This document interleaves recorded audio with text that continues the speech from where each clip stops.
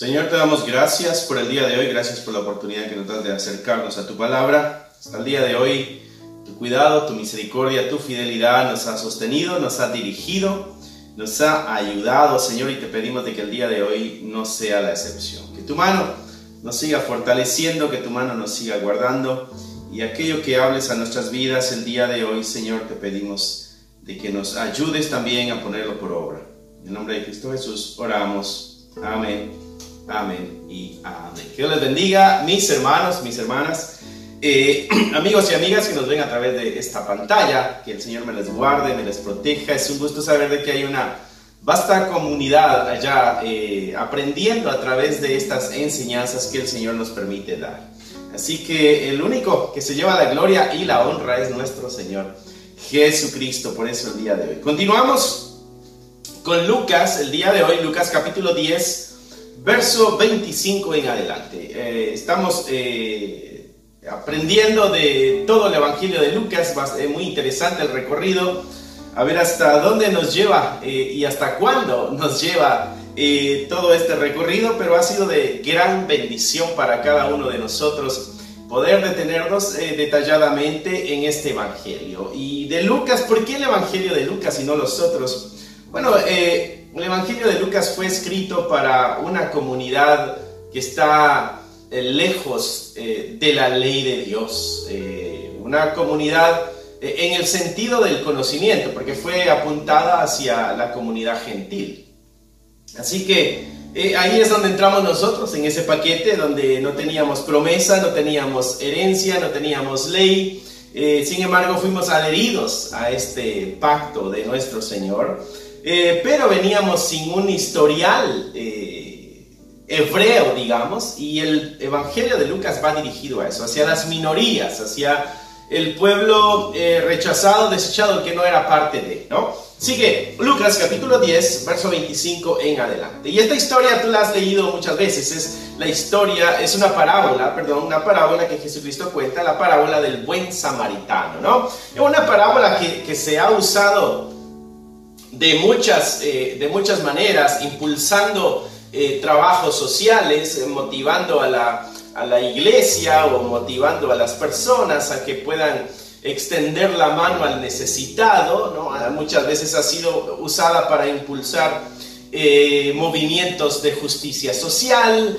Sin embargo, las parábolas de nuestro Señor Jesucristo están apuntadas hacia el reino de los cielos, están con la intención de mostrarnos características, formas o maneras del reino de los cielos. Así que esto tiene que ver con nuestra salvación. No digo que esté mal el servicio social, lo que estoy diciendo es de que esto tiene que ir apuntado hacia esta realidad de la humanidad, la necesidad de la salvación. Así que veremos qué es lo que esta parábola nos está enseñando a nosotros el día de hoy. Y aquí hay una pregunta clave. En el verso 25 dice: he aquí un intérprete de la ley se levantó y dijo para probarle. Mira, ya nos está diciendo de que la intención de la pregunta no es una intención de aprender o de conocer. La intención no es de crecer en su espiritualidad, o no es de buscar la respuesta. Bueno, vamos a ver la pregunta. La pregunta dice: ¿haciendo qué cosa heredaré la vida eterna? O sea que este intérprete de la ley, la pregunta que está haciendo, no tiene la intención legítima o verdadera de buscar la vida eterna. Él cree que ya tiene la vida eterna, ¿no? Entonces ese es un punto importante, porque Jesucristo, que conoce los corazones y conoce las intenciones, pues va a responder de acuerdo a la verdadera y única y legítima necesidad de aquella persona que se le acerca, ¿no? Así que la historia del día de hoy, o el tema o el mensaje del día de hoy, va enfocado en esta búsqueda de la eternidad. Toda la humanidad, en cierto sentido, bueno, algunos son ateos, no creen en esto, pero En la gran mayoría, si tú te das cuenta, nuestra sociedad tiene muchas religiones, tiene muchas creencias, hay muchas fe, hay variedad en la fe, y todas apuntan hacia una eternidad, de una o de otra forma, ¿no? Todas empujan hacia la seguridad o la búsqueda de esta tranquilidad, de esta paz eterna. Hay una inquietud en el corazón humano de la eternidad. La pregunta es válida, la intención de este hombre no es válida, pero la pregunta es válida. ¿Cómo le hacemos para tener la eternidad? ¿No? Así que todos la buscamos en diferentes formas, de diferentes lugares, con diferentes personajes, con diferentes esfuerzos, diferentes sacrificios. Pero la Escritura nos ha enseñado de que el único dador de la eternidad es nuestro Señor Jesucristo.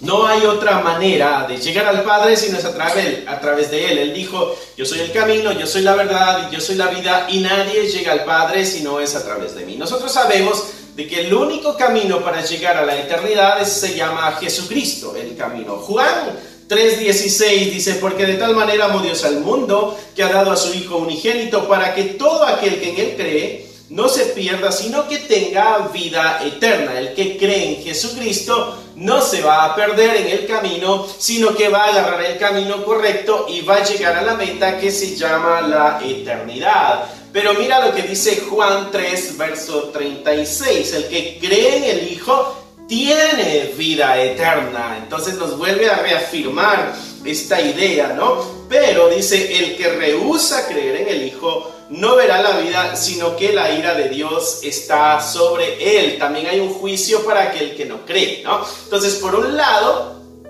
está la vida eterna y por el otro lado está el juicio de Dios, ¿no? Entonces, pero algo que estos dos pasajes nos muestran es de que la única manera de poder recibir y tener la eternidad es a través de nuestro Señor Jesucristo.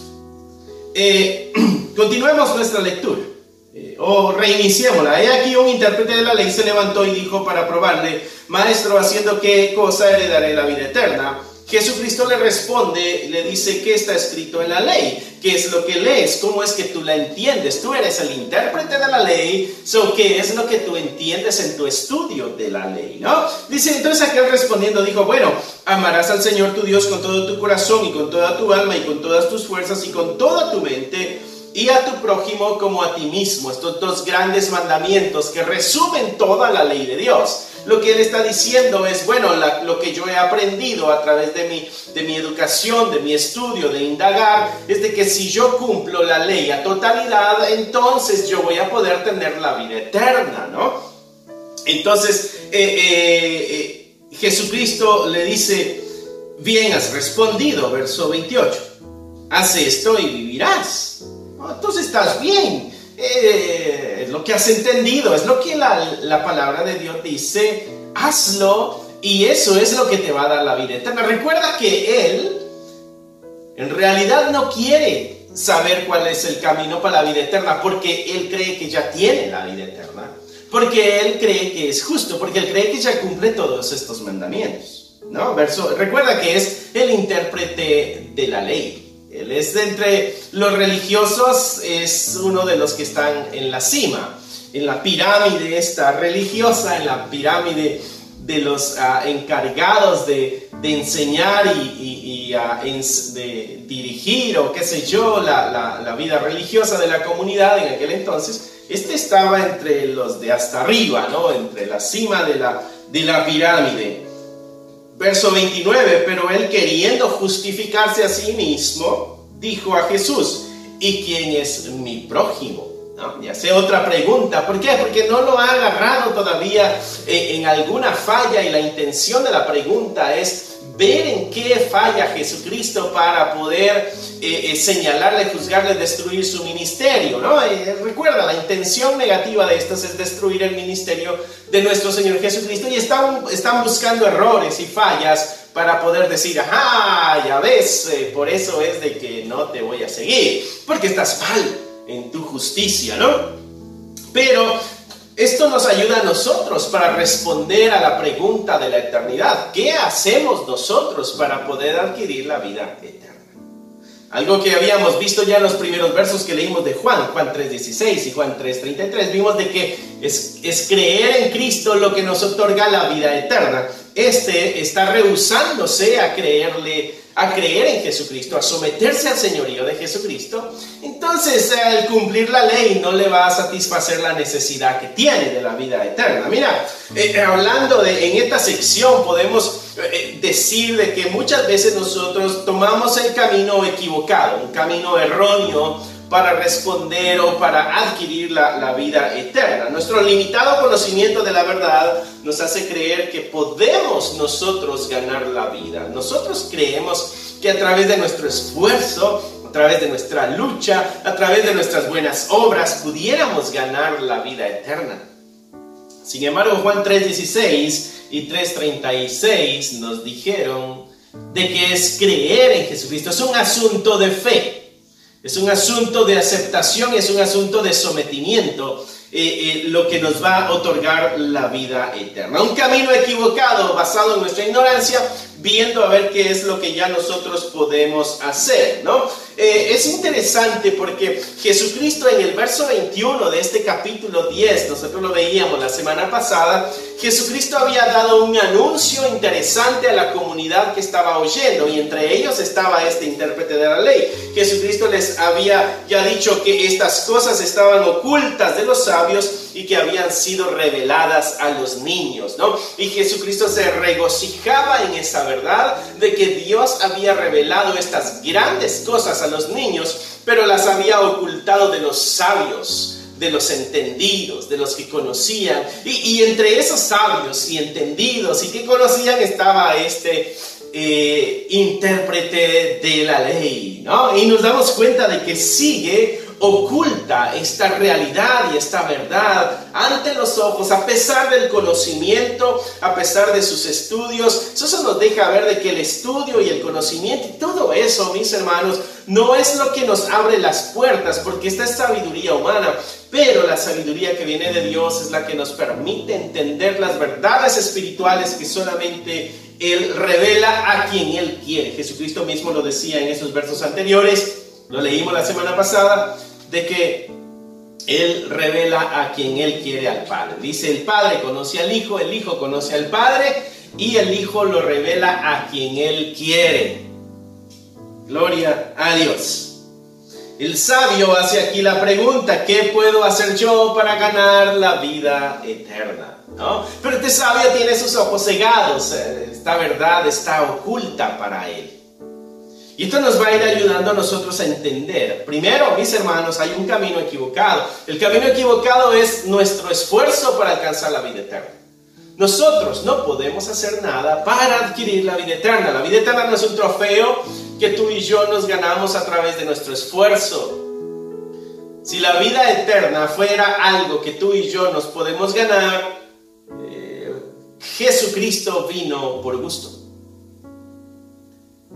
Jesucristo hizo un sacrificio y un esfuerzo en vano si la eternidad se alcanzara porque nosotros nos esforzamos. Si fuera posible alcanzar la eternidad por nuestro esfuerzo, el sacrificio de Cristo fuera en vano. Solo la pregunta del sabio, la pregunta del intérprete de la ley es una pregunta basada en ignorancia, porque el ser humano no puede hacer nada para adquirir la vida eterna. No podemos hacer nada, somos incapaces de hacer.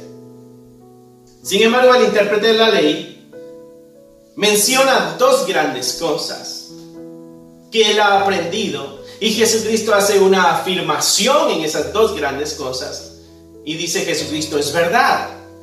Él menciona los dos grandes mandamientos, ¿no? Amarás al Señor tu Dios con todo tu corazón, con toda tu alma y con todas tus fuerzas y con toda tu mente, y a tu prójimo como a ti mismo. Y Jesucristo dice, es verdad, hazlo y vivirás. Cumple esas dos verdades y vivirás.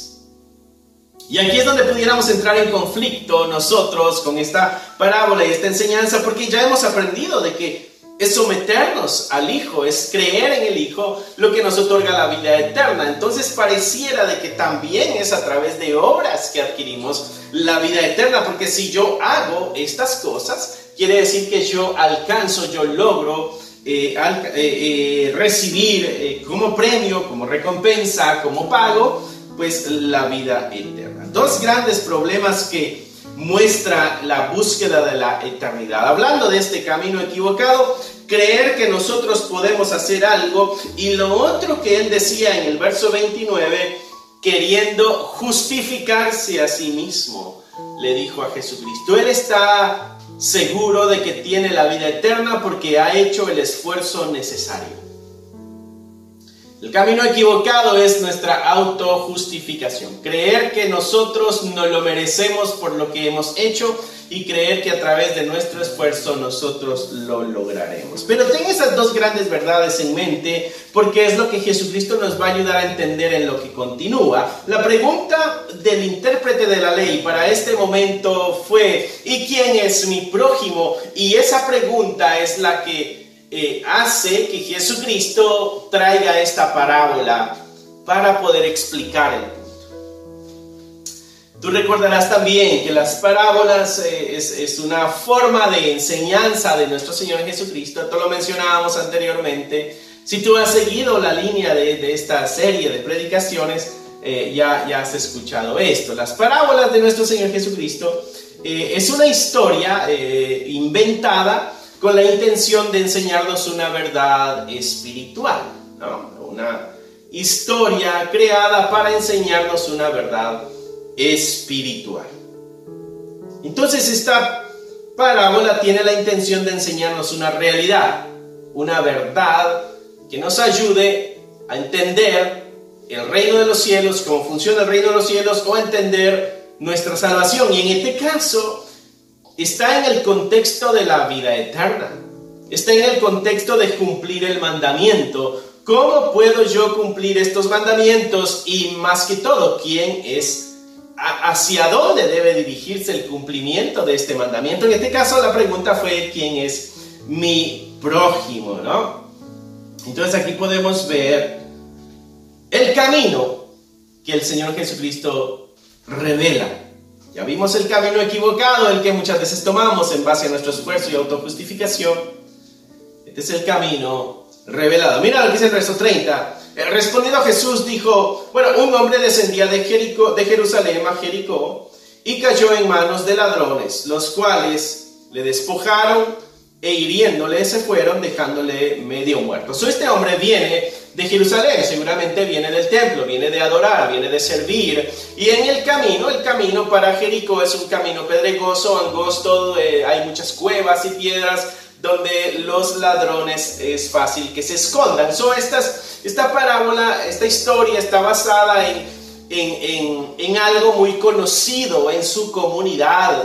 La gente entendía el peligro, sabía que esas cosas pasaban. Esta cosa que Jesucristo está contando no es algo totalmente extraño para ellos. Esto es algo muy común. De pronto encontrar a alguien tirado en el camino, medio muerto, porque los ladrones le asaltaron, le robaron. Así que esta historia es algo esta parábola es algo muy común, algo que ellos han vivido, y posiblemente entre la gente que estaba ahí, quizá les ha pasado lo que Jesucristo está contando, ¿no? Verso 31, aconteció que descendió un sacerdote por el camino y viéndole pasó de largo. Ahora viene este representante de la religión, este representante máximo de la religión, viene un sacerdote, la gente encargada de enseñar, de practicar, de vivir la fe que se está practicando, ¿no? Dice asimismo, un levita llegando cerca de aquel lugar y viéndole pasó de largo, ¿no? O sea que el sacerdote y el levita es la otra clase de servidores en el templo, encargados de este asunto religioso, este asunto espiritual, pudiéramos llamar, y los dos vieron al herido, los dos vieron al que le habían robado, pero ninguno hace nada. Dice, viéndole pasó de largo. Lo mismo hizo el sacerdote. Para este entonces, quizá el intérprete de la ley o la gente también en general, al escuchar la parábola, cómo se va desarrollando, y cuando Jesucristo dice, bueno, por entonces venía un sacerdote, quizá ellos dijeron, bueno, ahorita viene la solución para esta persona que está en necesidad. Pero no pasó así, ¿no? Después viene el levita, y quizá el intérprete de la ley diría, bueno, en este momento es cuando va a haber solución para esta persona que está en necesidad. Sin embargo, le dio el paso de largo. Dice, pero un samaritano que iba de camino vino cerca de él, y viéndole fue movido a misericordia. Y aquí hay un golpe interesante para este intérprete de la ley, y un wow para todos los que están escuchando la historia, porque pasó un samaritano, y el samaritano hizo lo que el sacerdote y el levita no hicieron. El samaritano, tú vas a entender que era una especie era una persona, o una raza, una sociedad, mejor dicho, rechazada. ¿Por qué? Porque los samaritanos se habían unido con otras razas, y el judío había intentado, y la ley era de que tenía que mantenerse puro. Se casaban solamente entre ellos para mantener su comunidad lo más pura posible, pura en el sentido de otras creencias, porque si se casaban con otros que tenían otras creencias, esas creencias entrarían a la fe de ellos. Y Dios se los prohibió cuando les dijo que iban a Canaán. Les dijo, van a entrar, pero no se casen con las mujeres de allá, o mujeres, no se casen con los hombres de allá, porque van a traer sus ídolos y ustedes van a caer en el pecado de la idolatría, van a comenzar a creer lo que ellos creen, ¿no? Pero los de Samaria, ellos sí se unieron con las otras familias, con las otras sociedades, y entonces hay un rechazo, hay un odio hacia los samaritanos. Y de la misma forma el samaritano tiene cierto odio hacia los judíos, ¿no? Recordarás tú aquella historia de Juan capítulo 4, cuando Jesucristo pasa por el pozo de Jacob, y la samaritana, y así se llama esa historia, ¿no? La mujer samaritana se acerca a sacar agua, y Jesucristo le dice, dame un poco de agua, y ella le dice, ¿por qué me pides tu agua si tú eres judío y yo soy samaritana? Y tú sabes de que hay una pelea y una riña, y somos diferentes, no nos llevamos bien. ¿Cómo es de que tú vienes y me pides si somos enemigos? ¿Por qué? Porque era muy común, esto todo el mundo lo sabía, el samaritano y el judío no se llevaban. Entonces Jesucristo, cuando cuenta esta parábola, está trayendo a este personaje que es odiado, este personaje que no es querido, que no es bien visto, que no es bienvenido. Sin embargo, es el que hace la obra de justicia. Dice, movido a misericordia, se acerca a él. No solamente lo vio y pasó de largo, no. Interrumpe su camino, interrumpe su rutina, se acerca a él, y dice la Escritura que es movido a misericordia. La misericordia es no es solamente el sentimiento de dolor, es ponerte en los zapatos de la otra persona, y es moverte para procurar una solución, es hacer ese problema, ahora es tuyo. Es tener la capacidad no solo de ver el dolor, sino de sentir el dolor, de hacerlo propio y buscar una solución. Él fue movido a misericordia, dice, y acercándose, vendó las heridas, echándole aceite y vino. El aceite y el vino era una especie de medicina, eran cosas antisépticas. Le echó aceite, le echó vino, y le puso en su cabalgadura, se lo llevó al mesón y cuidó de él. O sea, estuvo al pendiente, la hizo de enfermero, ¿no?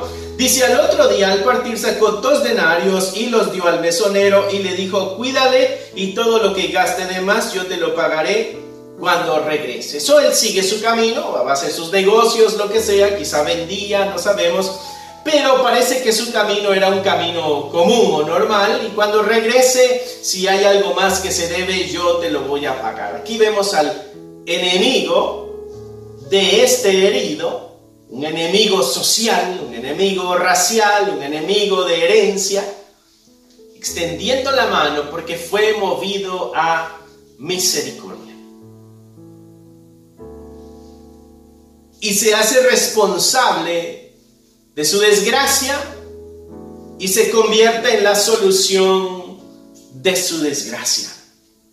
Y aquí es donde pudiéramos ver lo que Jesucristo está enseñándole a este intérprete de la ley en cuanto al camino, o la forma, o la manera, cómo llega a la vida eterna.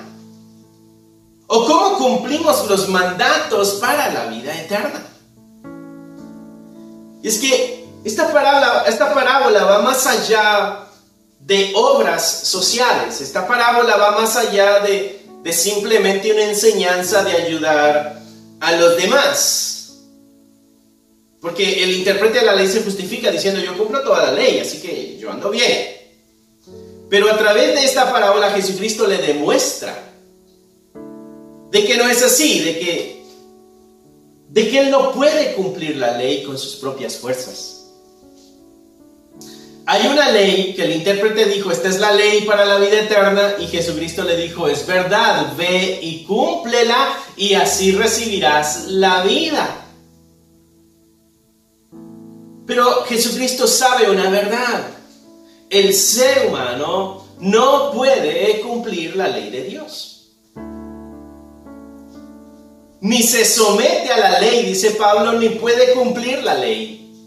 Porque nuestra naturaleza humana está totalmente alejada, está retirada de la obediencia a Dios. Nuestros deseos no son obedecer a Dios. Nuestro querer no es obedecer la ley de Dios. Por ejemplo, el primer mandamiento que éste debía cumplir es amar a Dios, ¿no? Y tenía que amarlo por sobre todas las cosas, con todas sus fuerzas, con toda su mente, con todo su corazón, con todo tenía que amar a Dios. Mira lo que dice 1 de Juan 4:19. Nosotros le amamos a Él porque Él nos amó primero. Juan nos enseña una verdad que nos ayuda a entender esta parábola. Juan dice: el corazón humano, el ser humano, es incapaz de mostrarle amor a Dios.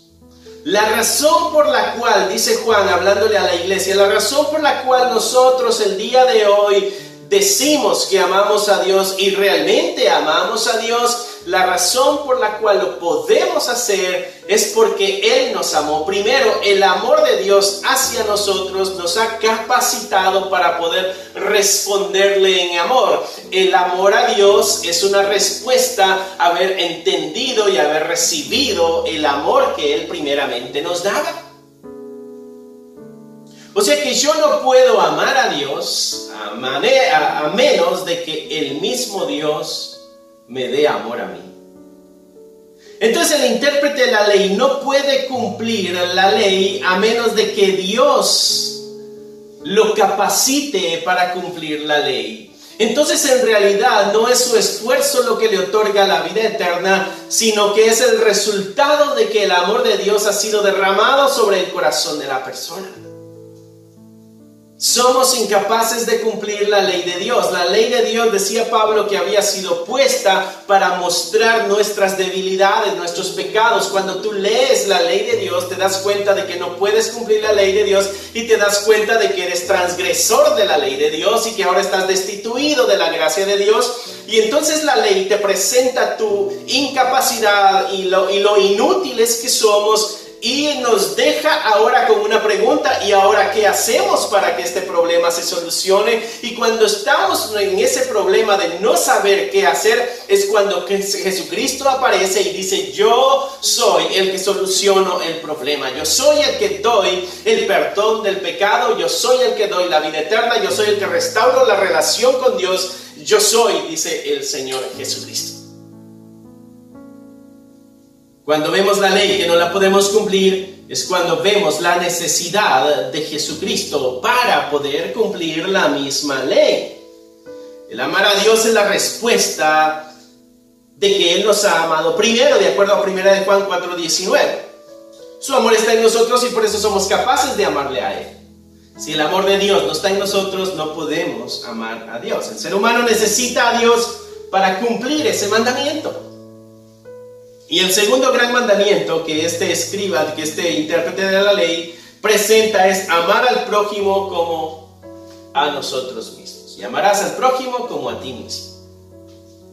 Pero el amar al prójimo es resultado de que hay amor de Dios en nuestro corazón. Nosotros no nos inclinamos hacia amar al prójimo tampoco. Nuestro corazón es egoísta, nuestro corazón es enfocado en nosotros.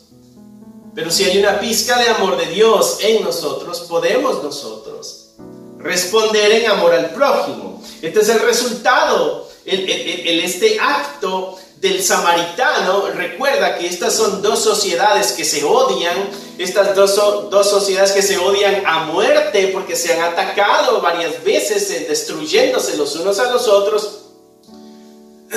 Se han negado la oportunidad de adorar a Dios. Exacto, el samaritano no entraba al templo judío. Era un odio muy arraigado en ellos. Sin embargo, este samaritano es movido en misericordia. Para que eso suceda, tuvo que haberse transformado ese corazón. Y eso solamente lo puede hacer Dios. Eso solamente lo puede hacer nuestro Señor Jesucristo transformado. Entonces, el amar al prójimo en la misma manera, con el mismo esfuerzo, con la misma pasión, con el mismo ímpetu, con el mismo deseo que nos amamos a nosotros mismos, es el resultado de que el amor de Dios ha transformado nuestros corazones. La capacidad de amar sobre el odio, la capacidad de perdonar, sea cual sea la falta, la capacidad de hacer obras que beneficien a los demás como una expresión de amor, sin importar quién sea, sin importar su raza, sin importar si le conocemos, sin importar si nos odiábamos, si éramos enemigos, si nos odiábamos a muerte. Eso solamente lo puede hacer un corazón que ha sido transformado por el poder de Dios. Esta ley no la podemos cumplir si Dios no nos ayuda a cumplir la ley. El que ha sido amado puede amar a Dios y puede amar al prójimo. Y ese es el mensaje en este segundo mandamiento. Ámalo así como tú te amas. Así, con la misma intensidad que tú te amas, así ama a los demás. Y es que todos nos amamos a nosotros mismos. Los religiosos fueron incapaces de vivir su fe. El que tiene un corazón que ha sido transformado por el poder de Dios es capaz de vivir la fe. Y este es el camino que Cristo nos revela. Necesitamos de Él para poder vivir, para poder practicar nuestra fe. Nuestra fe necesita obras. Santiago dijo que una fe sin obras es una fe muerta, y si es una fe muerta, pues no sirve para nada. Es una fe que nos salva. Las obras dan testimonio de que la fe está viva, pero la fe viva da testimonio de que hay un corazón que ha sido lleno por el amor de Dios. Necesitamos a Dios para vivir nuestra fe. Aquí los religiosos, en la parábola de Jesucristo, el levita y el sacerdote, incapaces de resolver la necesidad del que está herido. La religiosidad, las leyes, incapaces de solucionar la herida de muerte que ha recibido este que está tirado en el suelo.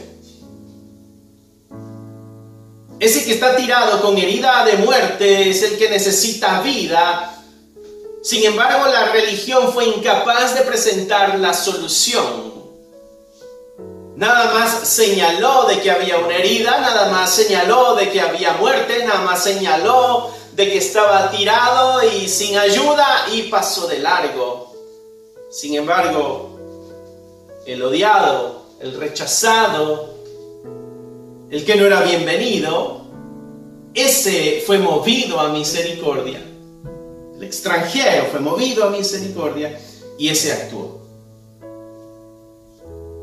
Entonces aquí está el camino revelado. Nuestro esfuerzo es incapaz de alcanzar la vida eterna. Solamente Dios, que se movió en misericordia y vio nuestra desgracia y nuestra miseria, se movió en misericordia y vino al camino donde estábamos tirados y nos sana y paga el costo de nuestra sanidad. Un corazón transformado es el resultado de tener el amor de Dios. La ley tiene la intención de mostrar nuestro pecado y tiene la intención de mostrar nuestra muerte. Pero Cristo es el que da la vida y la vida eterna. Verso 36. Jesucristo le hace la pregunta al intérprete de la ley. ¿Quién de estos tres te parece que fue el prójimo del que cayó en mano de los ladrones? ¿Sería el sacerdote? ¿Sería el levita? ¿O sería el samaritano? ¿Quién es el prójimo? ¿Quién es el prójimo del que cayó en manos de los ladrones? El intérprete de la ley quisiera decir, bueno, fue el sacerdote, fue el levita. Le hubiera venido muy bien si la parábola hubiera dicho: el sacerdote se detuvo, curó a este hombre, se lo llevó a las afueras del templo, o pagó una casa y se encargó de solucionar. Pero no fue así, tampoco el levita, pasaron de largo simplemente. Y ahora le hace la pregunta: ¿quién tú crees que fue el prójimo? No se trata entonces de quién es mi prójimo, sino se trata, ¿soy yo el buen prójimo para los demás? ¿Soy yo el prójimo adecuado, correcto? ¿Quién es el verdadero prójimo de los demás? Y el verso 37 dice: y él dijo, el que usó de misericordia con él. Y Jesús le dijo: ve y haz tú lo mismo. Ve entonces y practica tu fe. Vive tu fe en totalidad, entendiendo de que solamente a través del poder de Dios podemos vivir nuestra fe a totalidad. Necesitamos una relación íntima, cercana a Dios. Necesitamos una relación única con Dios.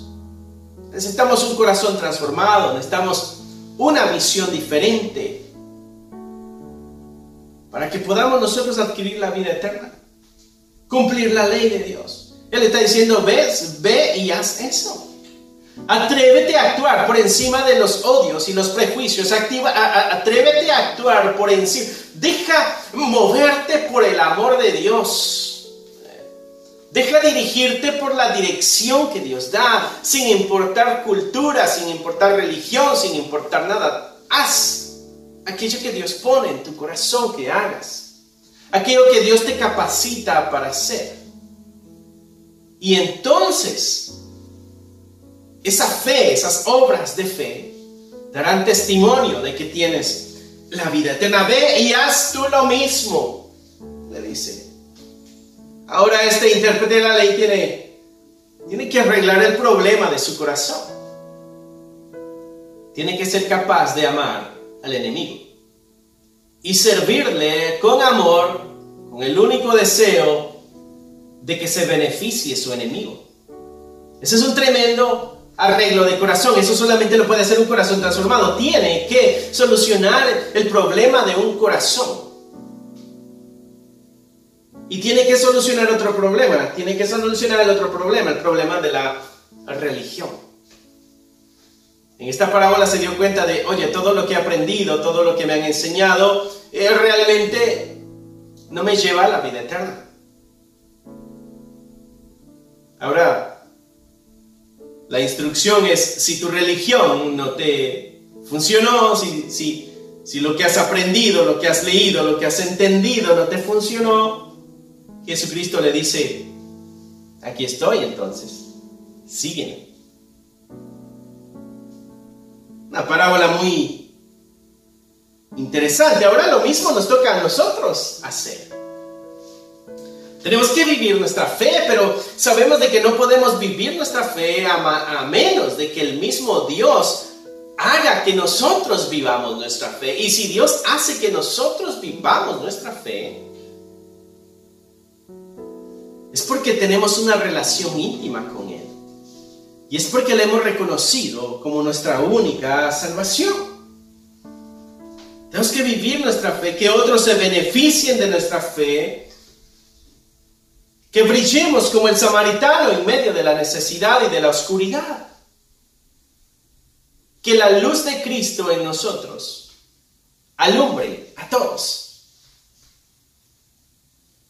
No basándonos en nuestro esfuerzo, nuestro sacrificio y habilidades, sino que dependiendo del poder transformador de Dios en nuestras vidas para cumplir lo que tenemos que cumplir. Mis amados hermanos y hermanas, necesitamos de Dios para poder amar a Dios.